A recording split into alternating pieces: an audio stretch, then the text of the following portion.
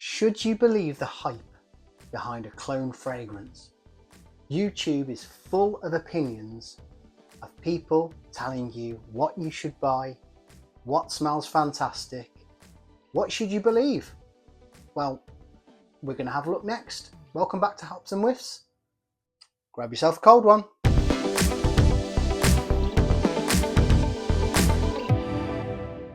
Welcome back to Hops and Whiffs. And as always, thank you so much for watching the videos. Do please leave a like, do subscribe, do tell your friends to subscribe, and do leave a comment in the comment section telling me what you think of the videos, what you like, what you dislike, and any suggestions for future videos. Now, today's beer, I've actually taken a suggestion on something more local, something from Staffordshire. And we've got here a Titanic Brewery's Cherry Porter. Now, I was recommended the Plum Porter. However, I went to my local store and they'd actually sold out of the Plum Porter, which must be a good sign. But I did find this Cherry Porter, which was quite intriguing. Now, it's 4.9%. As I said before, originates from Staffordshire. When Titanic Brewery is actually from Stoke-on-Trent. Stoke-on-Trent, famous for potteries and pottery building and making, Robbie Williams, and I guess Stoke City Football Club. So let's give it a go. Titanic Brewery's Cherry Porter. Let's open it up.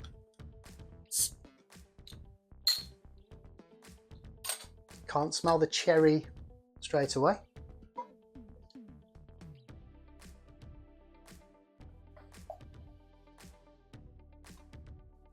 There we go. It's a lovely dark colour, like that. Bit of the cherry's coming out now. Well, straight away, that is peculiar, but like in a good way. You taste the aftertaste of cherry. It's almost like drinking a beer in a glass that's had cherries inside it previously. It's kind of, like I said, peculiar, but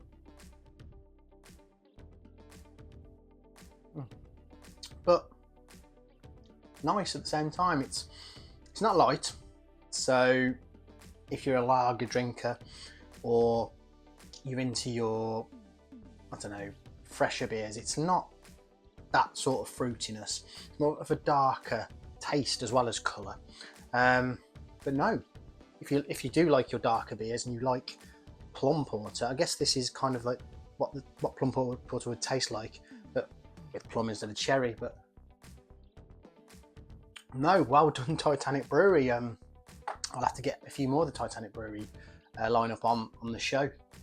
Enjoying that, it's really nice.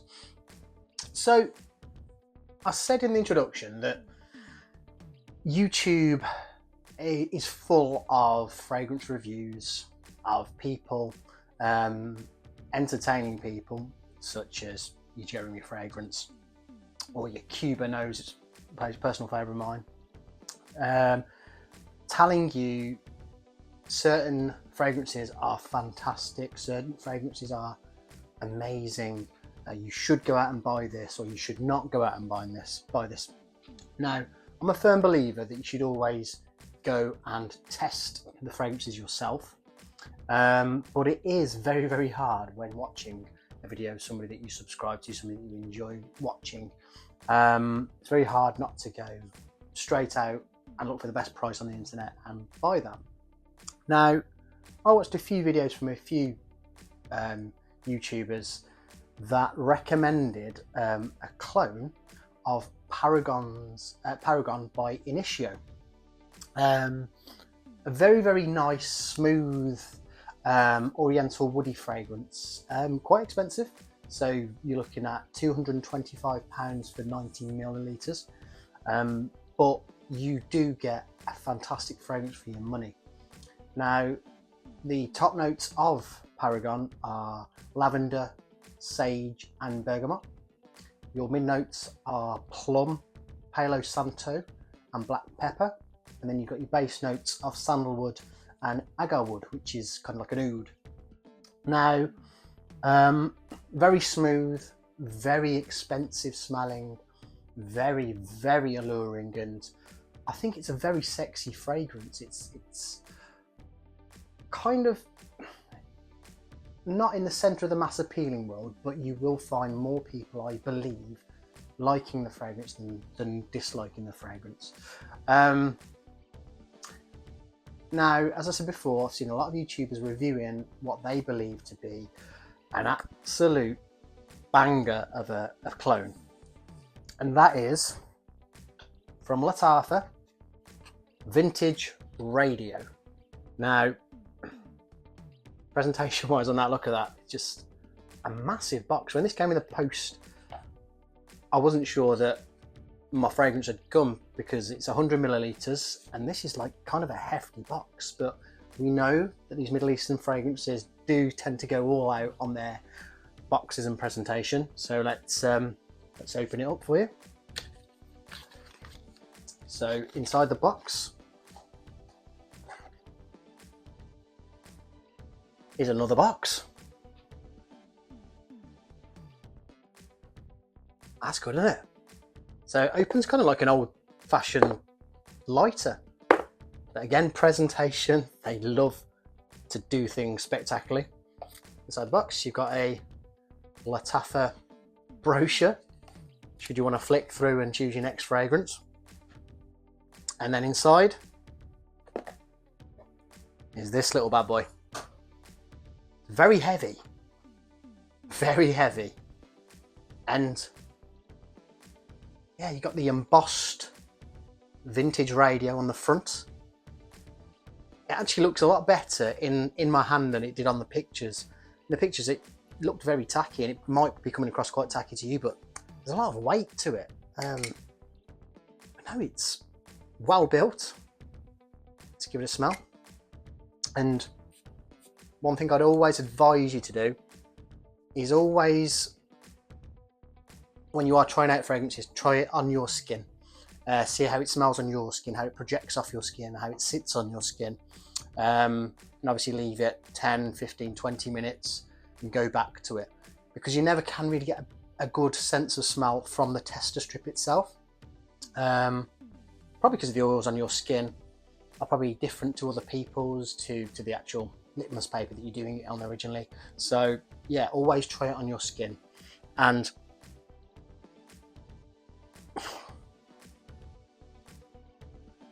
this is bloody brilliant. It's an eau de parfum and it's 100 ml. It smells beautiful. Now, as I said before, it is subjective, but let's look at the note breakdowns for it. So your top notes are of lavender, sage and bergamot. Your mid notes are of plum, Palo Santo and black pepper. And your base notes are of sandalwood and oud. Ring any bells? That's practically identical to Paragon, down to the note breakdown. So it is an exact like for like clone. Now, what the price difference is, I said before, £225 for 90 ml for Paragon.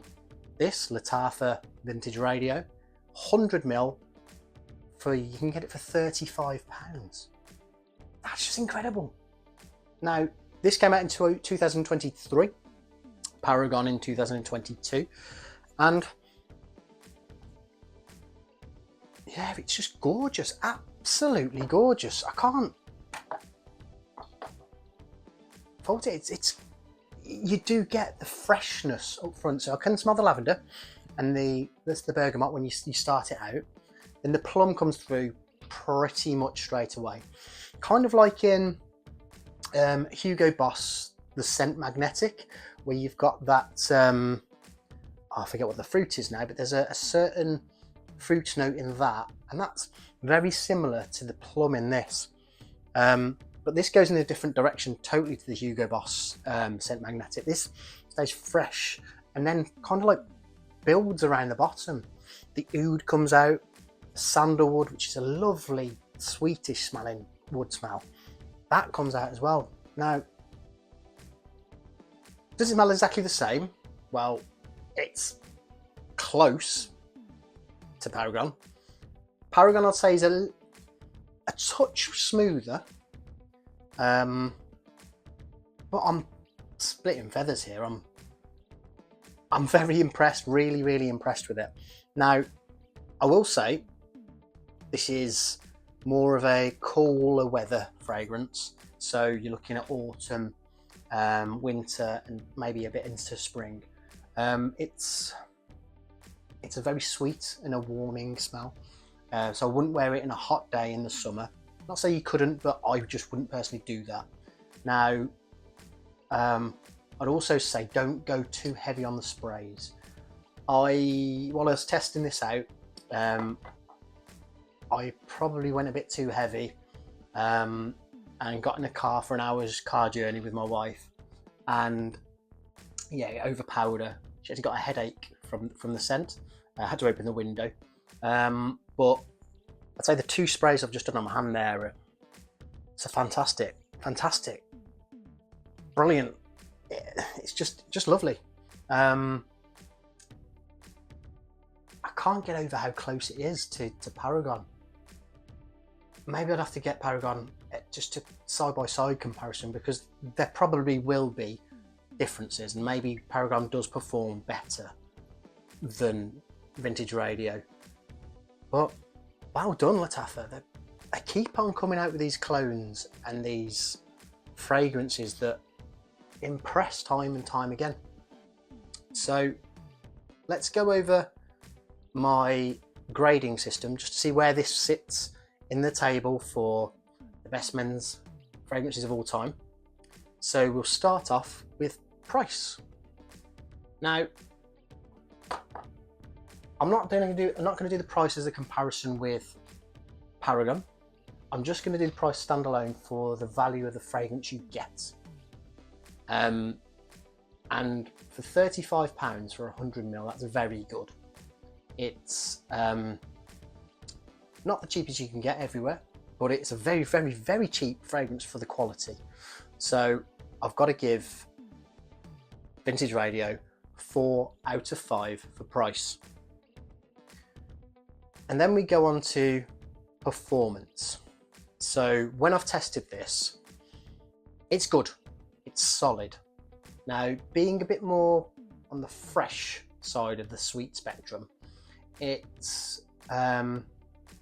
gets you, I'd say, a good 6.5 to 7 hours on skin, which I think's fantastic. It's not the best, it's not beast mode. So for a colder weather scent, which I generally sit heavier, you do get quite a lot more performance and a lot more hours on your skin. However, this does well. So say 6.5, 7 hours is a good quality scent. So I'll give that again. We'll give it a 4 out of 5 again. Now we go on to projection. So as I said, if you go heavy on it, you're going to fill a car, you're going to fill a small room, leave a nice scent trail and a scent bubble around yourself. But I wouldn't advise that, because as I said, it can become overpowering. There are certain parts of this that can induce headaches if too strong. And as I said, it's more of a, actually, it's probably a bit more of a gourmand fragrance rather than like a fresh fruity fragrance, even though the plum is in there. So yeah, projection wise, it's good, say for the first hour and a half. Then it does die down for a little bit more of a skin scent. Fantastic skin scent. So I'd have to give that, I'd say 3.5 out of 5 for projection. So that's good. And then we look at presentation. Now, you have a box within a box, and inside the box is your bottle. So I mean, most people won't keep the outside box. You might keep that. It's got a nice little plaque on the front, but it's not my most favourite box from this brand or from the Middle East. It does seem like that might break, so it's quite quirky. And again, although I am more impressed with this in person, with how it's like 3D on the front and it's quite nice and heavy, it's not my favourite presentation. So I'd have to mark it down on that. I'd probably give it a 2.5 out of 5 for presentation. That's just me being picky. No, it's not the worst, just not my cup of tea. And then for how does it smell? Is it the best thing I've ever smelled in my life? No. Is it close? Oh, it's bordering on close. It's a very, very pleasant fragrance. It's gorgeous, in fact. It's just got like a... No, it's drying down even further. It's got a kind of... I don't know what the scent is. I'm thinking maybe it's the Palo Santo that I don't really smell that much in fragrances, but it's like kind of like building up the plum, and it kind of like holds the plum along for quite a while, and it's giving it a bit of depth underneath. You can smell the sandalwood, but I don't know whether it's the Palo Santo or the sandalwood really, but it just mixes together really, really well. It's really well done. So for how it smells, I've got to give it a 4 out of 5. It's fantastic. So with that in mind, let me take another sip of the cherry porter.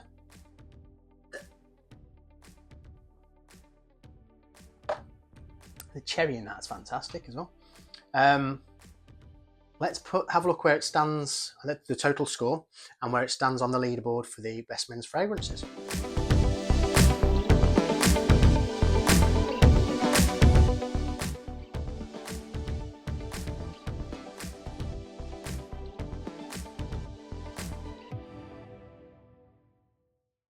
Okay, so hype.